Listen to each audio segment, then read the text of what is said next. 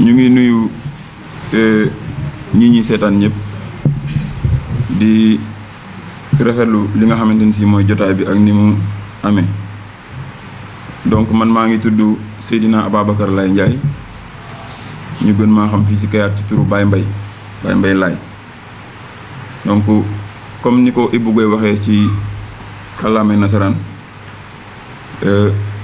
dañuy def point de presse bi juste pour tontu ci ay wax yu nga xamante ni si nii mën nañu wax ni ay kàcc la yu ay nit sos jëmale ko ci li nga xamante ni si nii mooy maire Kayar ak ci mairie bi donc mu nekk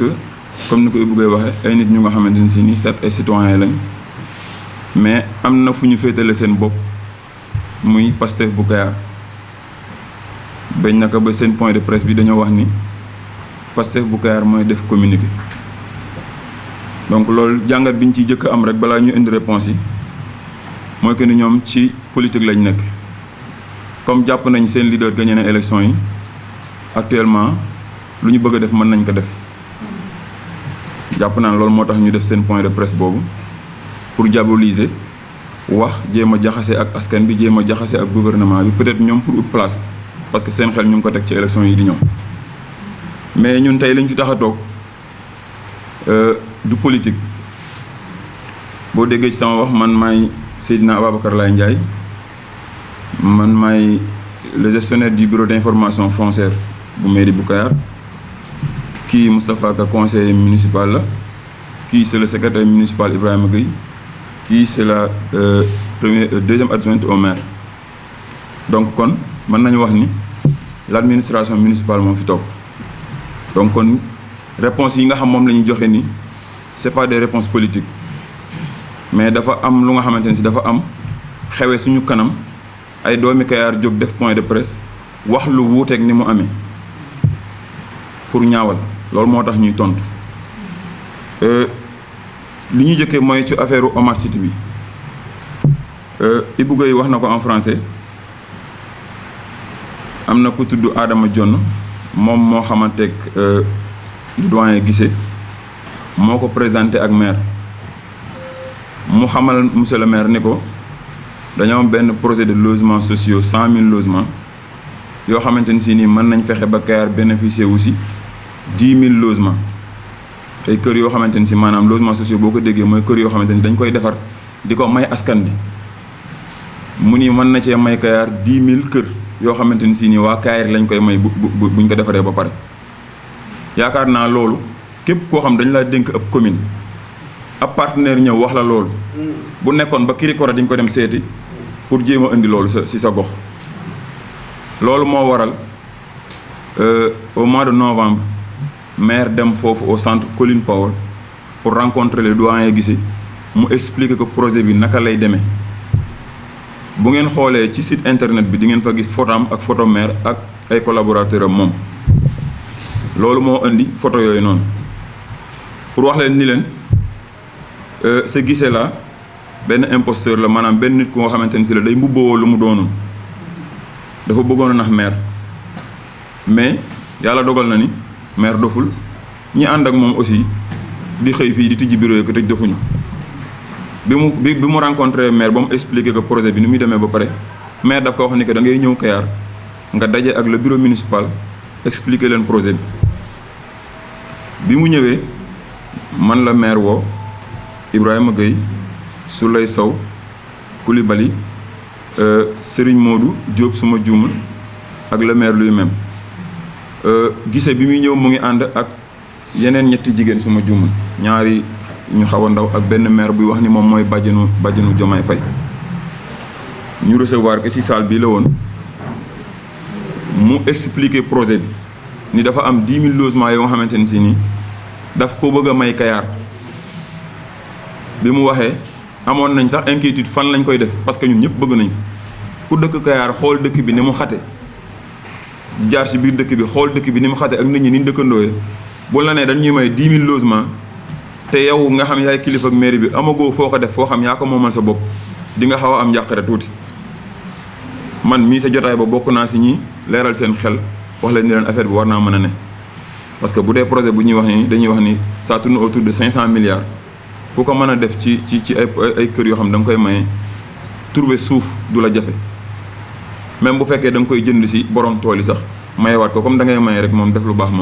moom du kii. ñu wax ma ne leen déjà fi ñuy wax kër Abdou Ndoye wel yàgg nañ fa am projet bu mel noonu de un dañoo wax ni dafa dugg ci pôle bi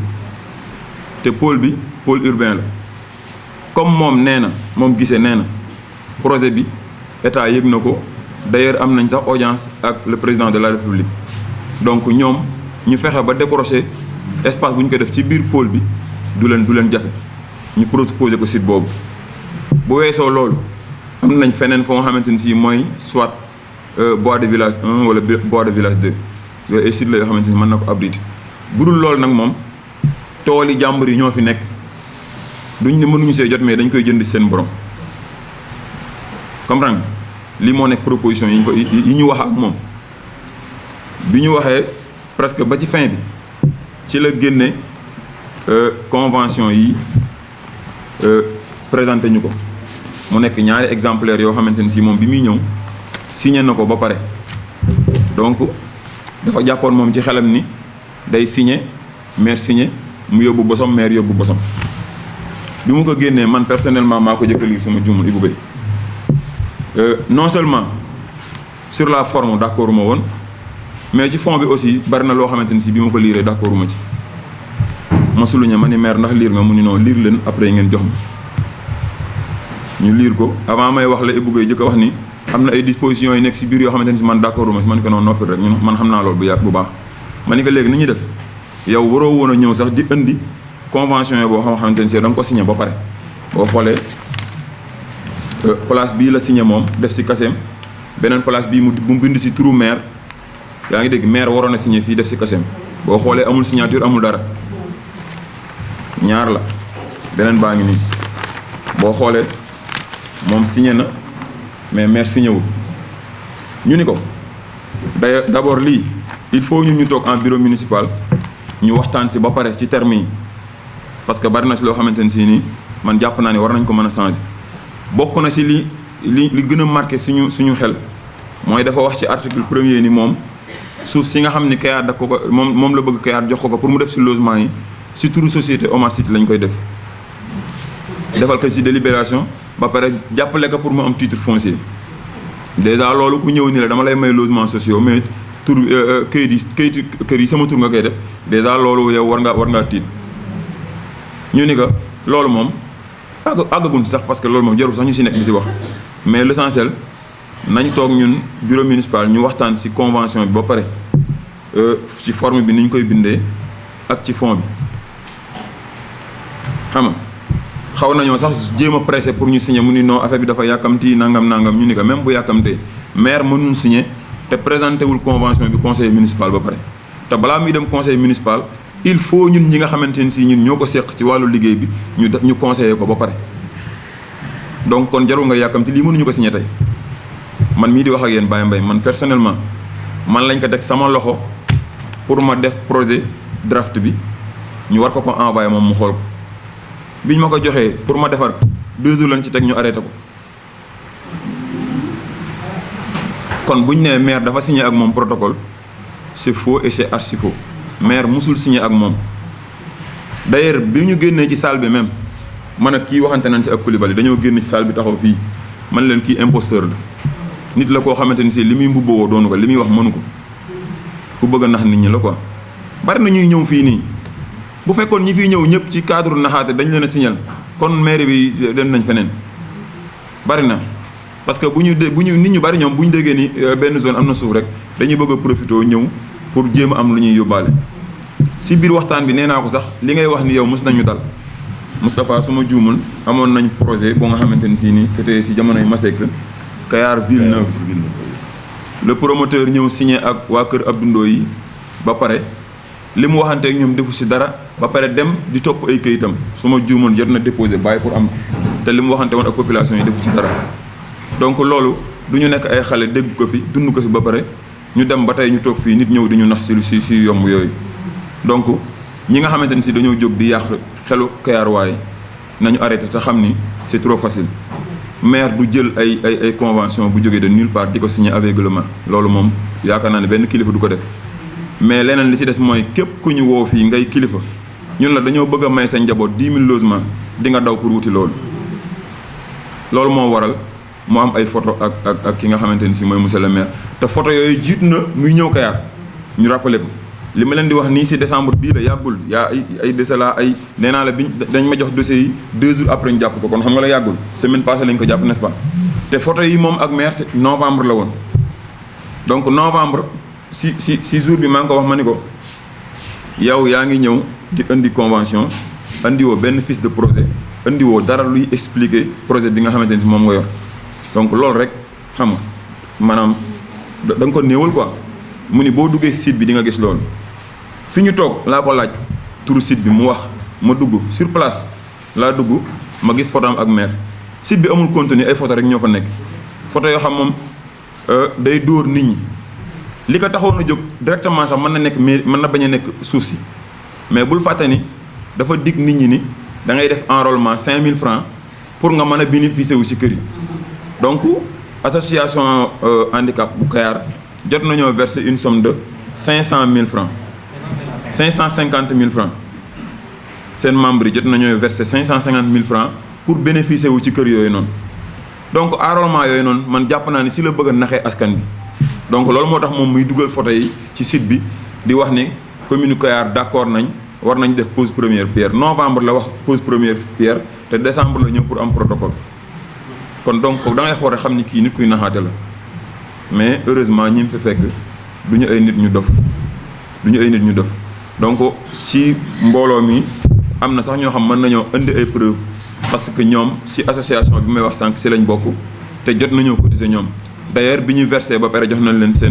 seen benn décharge bi wane ni ñoom versé nañ 550 000 francs pour bénéficier wu ci li nga xamante ni ci mooy logement yooyu noonu donc ñuy dalalaat xelu waa Kayar gépp que ni maire si ñëwul dara lu lëndëm ak kooku waxul dara lu lëndëm ak moom loolu mooy li nga xamante ni si nii bëggoon nañ ko si indi comme éclaircissement non musuñu ko jox suuf d'ailleurs liñ ko wax amuñu suuf bu ñu joxee lañ ko wax li fi nekk mooy pôle bi ak bois de village te yooyu yëpp nekkul directement ci loxo maire ñu ni ko comme yow da nga ni projet bi président de la république yëg na ko te am nga audience ak moom boo demee fexeel nga décrocher loolu au moins dinañu dimbali ñun pôle bi nga xamante ni si ni jël nañ ko loolu aussi lu ñu war a bàyyi xel la parce que ñun Kayar dañoo yeewu benn jour rek ñu ni pôle Raglos indi nañ ko ba Kayar loo xamante ni si maire yëgul conseiller yëguñu kenn yëgul pôle bi nga xam moom nañ tuddee le pôle Raglos indi nañ ko ba Kayar presque jël na Kayar gépp fi mu toll nii pour nga am fi këyit sax jafe na te ay këri cosaan ñoo fi nekk ak ay tooli cosaan yoo xamante ni si seen borom si la ñu nekk di si suturloo loolu aussi dañuy profité di interpeller le président de la république le premier ministre ñoom ñi nga xam dañuy wax jubal jubbanti loolu nga xam mooy pôle boobu ñu jéem ko jël teg ko ci suuf te xam ni mbir la boo xamante ni si nii bu antoo ay alali jàmbur lañ naroon nangu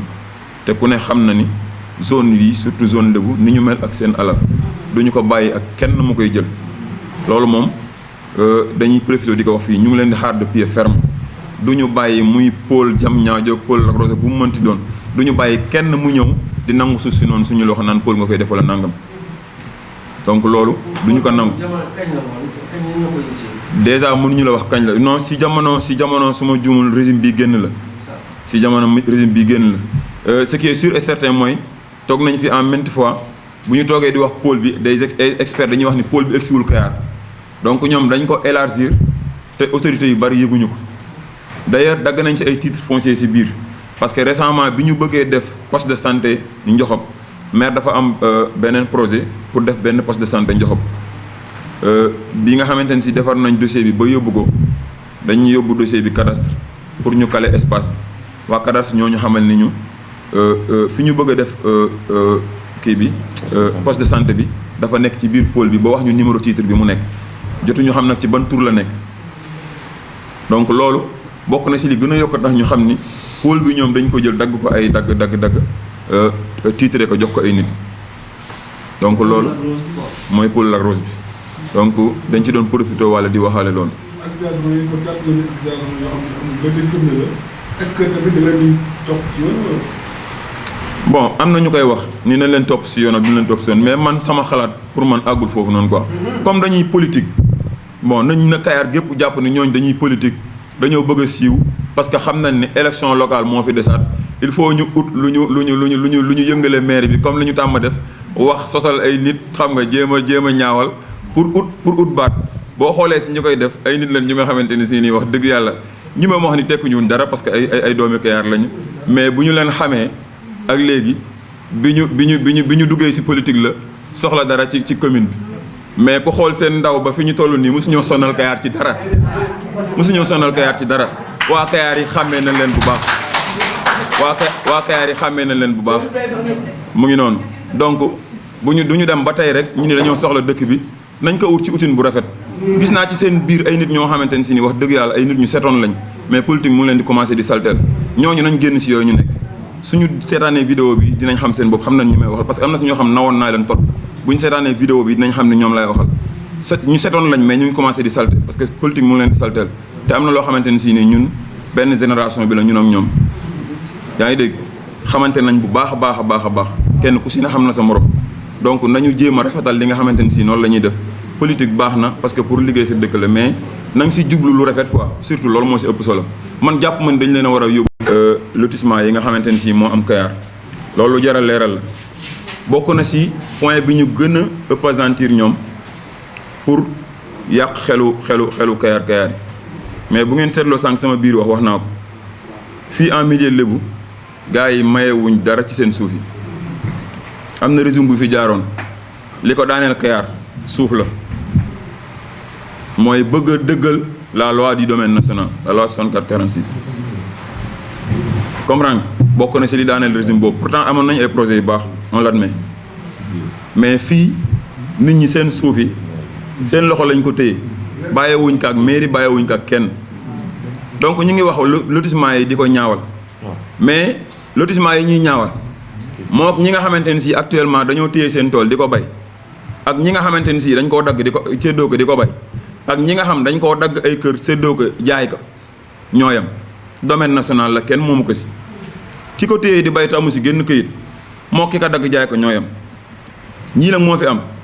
seen suufi maam la ñu téye ko am na ñoo xam dañoo dagg jaay am na ñoo xam dañoo dagg séddoo am na ñoo xamante ne si nii dañoo téye di bay ku si ne am nga sa sañ-sañ ñoom ñi doon def conférence de presse boobu am na si ñoo xam seeni tool yi bàyyi dagg nañ ko séddale ko ay kër am na si ñoo xam am nañ si lu leer naa ñu lay wax man je suis man maa gérer le bureau d'information foncière bu Kayar am na si ñoo xamante ne si nii seeni tool yi bàyyi dagg nañ ko am nañ ca wàll yaa ngi dégg ki nga xamante ni si moo taxawoon aussi di wax fi mu dëkk ab alignement la te mu ngi fa tabax këram gu rafet donc booy ŋàññi moom da ngay boole lépp ŋàññ pour wax ni Kayar li fi am mooy mairie bi nanguwul suufi kenn d'accord nañ loi du domaine national mais aussi Kayar waaye li nga xamante ni si la ñu suturloo mairie Kayar jéemu si dara lu dul accompagner leen ñu def ko si norme yi mu ware koo ci xamante ni si da ngaa bëgg sa terrain dagg sa terrain ay kër dinañ la accompagner ne nii nga koy daggee da ngay bàyyi mbedd bu jëm fële nangam parce que loolu mooy tax ëllëg bu ngeen dëkkee ñu mën a am urbanisation bu nga xamante ni si ni bu jaar yoon lay doon loolu mairie Kayar dina ko accompagner d'ailleurs ñu ngi nekk si ay procédures ak kilifa yi pour def régularisation sites yi nga xamante ni si moo fi nekk yëpp parce que pratique la boo xamante ni si du commune Kayar doo nga koy def fii communes yi fi bari noonu la ñuy def mënoo nit ku yor benn 5000 mètres carrés wala benn 1 hectare nga bëgg ko defloo ay procédure de lotissement muy dem di uti autorisation de lotissement au niveau du ministère ak procédure yi muy laaj lépp souvent ñi koy def ay nit la ñu nga xamante ni si seen loxo si jotul seen ginnaaw donc la mairie leur épargne tout ce fardeau là loolu moo tax ñu leen di encadrer pour ñu def ko si ni mu waree te loolu ñi nga xam ñoo doon def conférence de presse bi am na si ñoo xamante ni si bénéficié wu nañ si du benn du ñaar kon loolu jàpp naa ni wax yi ñuy wax pour yàq xelu Kayar waaye la troisième chose wax nañ ci agression bande de filao bi loolu aussi pour yàq xelu Kayar yi la Kayar fenn laa fi gis foo xamante ni si ni bande la bu ñu dagg mairie bi porté projet bi pour ñu def ko ay kër mooy bois de village 1 bi nga xamante ni si commencé nañ te à l'unanimité def nañ fi benn réunion élargie conseil municipal bi ak les personnes ressources yu dëkk Kayar yëpp ñu ñëw toog ñu juger opportunité projet bi ba xam laaj na Kayar fi mu toll nii laaj na ñu dagg filaaw bi def ko ay kër wala déet yaakaar naa ne waa Kayar yi fi toogoon yëpp a d'accord parce que xam na ni dëkk bi dafa xaj Kayar rek ngay ñëw actuellement fii jamono toll 2024 nga dugg si benn kër bu nga xamante ne si ni matul 500 mètres carrés 5 pères de famille wala 6 pères de famille dëkk fa Kayar dong la am quartier Penc ak Pinron ak Jàppo bi nga xamante ne si nii fa laa dëkk ñooy quartier yi gën a ndaw Kayar mais programme bu ndaw bu amee foofu nga gis nit ñi génn di nga ne yow nit ñiy génn nii dëkkuñu si quartier bii nii mënul nekk xel mënu ko xalaat donc Kayar yëpp xam ne jot na ñu yaatal dëkk bi ñi nga xam ñoo dëkk si biir dëkk bi si biir kër yi génn loolu moo waral projet yooyu ñu teg ko yaa ngi dégg te macha allah ni muy doxee ba fii ñu toll nii gisuñu si dara loo xamante ne si nii lu ñu mën a duut baaraam la parce que maire intégré na si ñi nga xamante ne si mooy ñi si war a bokk ñëpp muy conseiller municipal muy personne ressource donc yeneen yi ñuy wax nag nañ xam ni Kayar filao bi fi la fekk tool yi bande de filao yi ñuy wax yu si bari fi la fekk tool yi bu nekkul forêt classée bi te forêt classée bi kenn mësu fa dagg benn garab à part autorisation yi yenn GIE yi di am di dagg filao yi màggee di pour après ñu repiquer ko ñu sampaat ko reboiser waat ko bu dul loolu beneen filao boo fa gis mu dagg ko ñu dagg ko xamal ni dafa nekkoon si tool jàmbur bi ñuy samp ñu sampaale fa man yaakaar naa ne filao bi ñu koy samp fi juddooguma très bien maa ngi judd 83 kon yaakaar naa ni très bien donc kon li nga xamante ni si moo fi am ñi ko fàttaliku fii nii bari na ñoo xamante ni bu ñu seen projet de lotissement ñëwee fii ma xool mu xaw a laal bande bi dañuy def enquête dañuy remonter ba ci chef de quartier dañu lay wax ne la carrément kii toolam fi la ko filao yi fekk te bu ñu koy dindi ay ñaari filao ñetti filao moo fay dugg ñoom dinañ jaar fi ñu war a jaar pour dindi ko yooyu moo fi am ci ay bande de filao yoo xam moo tax yu ñu dindi mais ñoom loolu rek lañ gisuñu li mairie di def chaque année ci wàllu reboisement gisuñu ko daaw man rek planté naa ak sama groupe 350 filao man rek te chaque année ñu def ko li may wax Babacar mii toog mën na ko témoigner planté nañ 350 filao si suñu benn projet bu nga xamante ni si ñu ngi ko séq ak ONG bu tudd GRET te chaque année ñu def ko actuellement nii dañoo jël ay doomi Kayar yoo xamante ni si ñoom ñoo koy saytu ONG bi da leen di fay pour ñu saytu filao yi mu màgg parce que dañ ko jëkk a def filao yi dee beneen bi si des mairie am na projet reboisement bu nga xamante ni si nii allées yu mag yi nga xamante ni si moo nekk si dëkk bi yëpp dañ fa bëgg a samp ay garab buntu kër bu nañu samp fa benn garab bu nga xamante ni si dina amal njariñ waa kër gi ba ñoom bu ñu leen ko sampalee dinañ ko mën a toppatoo ba garab gi màgg parce que booy xool ñun bi ñu gën a nekk xale dëkk bi gënoon naa yaatu kër goo dugg amoon na garab mais l'explosion démographique tax na garab yi nekkoon si kër yëpp ñu dagg ko def ko ay néeg d'où la nécessité ñu def extension Kayar donc loolu mooy li nga xamante ni si moo fi am li mairie di sampalu ci ay garab par année à travers ses partenaires xamuñu nu mu toll gëstuwuñ loolu nag ñoom li ñu bëgg a ñaawal rek la ñuy gëstu pour ñaawal mais lu ñu am si lu ñuy wax te di fa jeexale mooy mairie bi askan bi la fi nekkal te am nañ conscience bu baax ci li nga xamante ni si mooy intérêt askan bi ñi nga xamante ni si nag dañuy politique nañu politique waaye ngallaawaay li ma ko waxee sànq rek nañ ko rafetal. ñu ngi jéggaluwaat bu baax ci guddal bi di sant ñëpp di gërëm ñëpp salaamaaleykum wa rahmatulah. Ok, d'accord. Donc, bonsoir à l'assistance qui est là. Moi, je me présente, je m'appelle Ibrahima Gueye. Je suis le secrétaire municipal de la mairie de Kayar. À ma gauche, il y a Madame le maire, Madame Oulay Sall, qui est deuxième adjointe au maire. À ma droite, nous avons Sedina Ababakar Ndiaye dit Baye, qui est le responsable, le chef du bureau des opérations domaniales, et M. Moustapha Ka, qui est conseiller municipal, qui représente aujourd'hui dans ce point de presse le conseiller municipal. Le maire étant absent excusé, nous a mandaté pour faire ce point de presse à sa place. Donc ce point de presse est organisé dans le cadre d'une réplique par rapport à des accusations fallacieuses tenues à l'encontre du maire et de l'autorité municipale, du moins de l'institution municipale, par un groupe de citoyens. Ces accusations portaient sur le fait que l'institution municipale, en l'occurrence le maire, aurait signé une convention avec Oman City dans le cadre de la mise en œuvre d'un programme de logements sociaux. Et il stipulait dans cette convention que Oman City devait faire des logements à caractère social pour des gens dans la commune de Kayar, mais la superficie n'était pas à notre niveau calculée, voire même identifiée, c'est-à-dire le site qui devait abriter le projet. C'est pour amener des éléments de réponse que cet point de presse va se tenir. D'abord sur 2 axes. Le premier, c'est par rapport à l'octroi de terres du domaine national par le maire ou le conseil municipal. Et le deuxième axe portera essentiellement sur la modalité d'intervention du conseil municipal dans une convention qui doit être signée par le maire. En premier lieu, il est toujours intéressant, voire même important, de montrer, ou bien d'expliquer aux Kayarois, aux Sénégalais d'une manière générale et aux Kayarois d'une manière particulière, que Oman City était venu à Kayar par le biais ou bien par l'entremise de M. Adama Dione, qui est le représentant de l'association des handicapés, qui nous a mis en rapport avec lui, car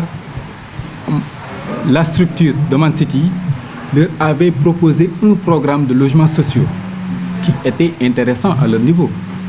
parce qu'ils pensaient qu'avec une convention avec Oman City, pouvaient régler, bien pouvaient participer à régler le problème du logement. Lorsque le maire et la délégation et sa délégation ont reçu celle de Oman City, dirigée par M. Guissé, avec une dame qui se présentait comme étant la tante du président de la République, son Excellence, M. Bassirou Diomaye Diakhar Faye. Ils nous ont présenté la convention, que vous trouvez comme ça. Mais avant de venir, ils avaient pris le soin déjà de signer d'abord la convention. Vous verrez dans cette page que Oman City, par le biais de leur directeur ou bien de leur président, avait déjà signé la convention bien avant qu'ils viennent à Kayar. Et à leur venue, ils ont proposé ça. Et le maire a contacté ses collaborateurs, plus précisément le bureau municipal.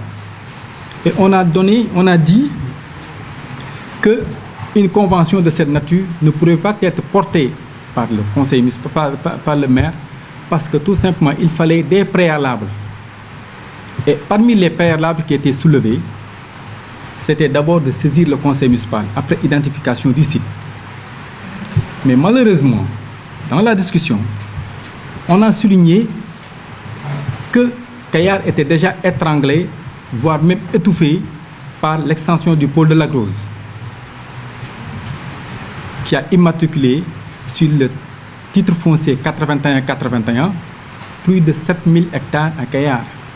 Donc, Kayar se trouve dans l'emprise même du pôle de la Grosse. En deuxième lieu, il fallait rappeler à Oman City qu'il y a aussi la forêt classée, le domaine classé de l'État qui est là. En troisième, on lui a notifié qu'il y a le périmètre de recette de zircon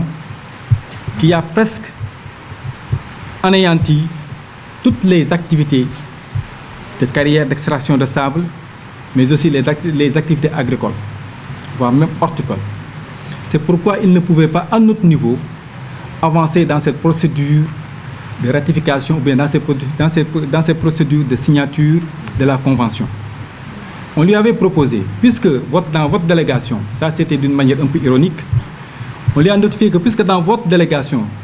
vous avez une soi-disant tante du président de la République, il faut dire à monsieur le président de la République que Kayar est déjà étranglé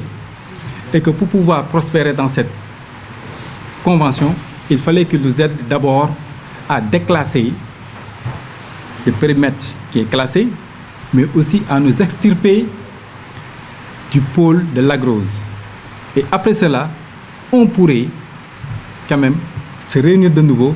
discuter sur les tenants et les aboutissants avant d'informer le conseil municipal. Mais malheureusement, comme tout le monde, à notre très grande surprise, nous sommes arrivés à un moment où des vidéos sont postées sur les réseaux sociaux, sur Facebook, sur WhatsApp, des vidéos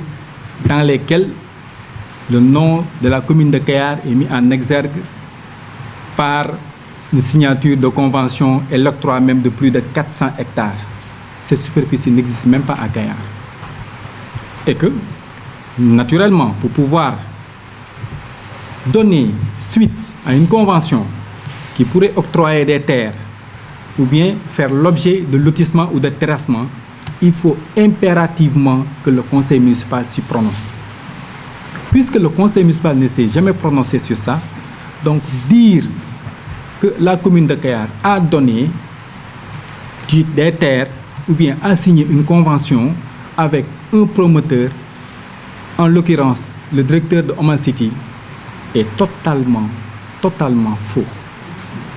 C'est des accusations graves qui portent atteinte à la notoriété même de l'institution municipale que nous incarnons,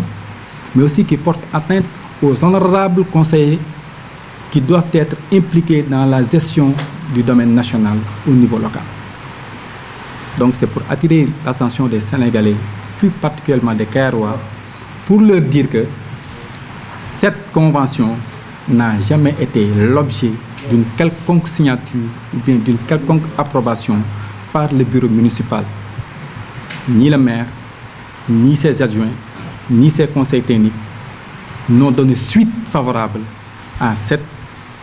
convention. Si on devait leur donner ça, au moins nous maîtrisons les textes du domaine national, sur la loi 64-46 du 10 juin 1964 relative au domaine national. Là, on pourrait faire tous les mécanismes possibles pour impliquer le conseil municipal. Mais puisque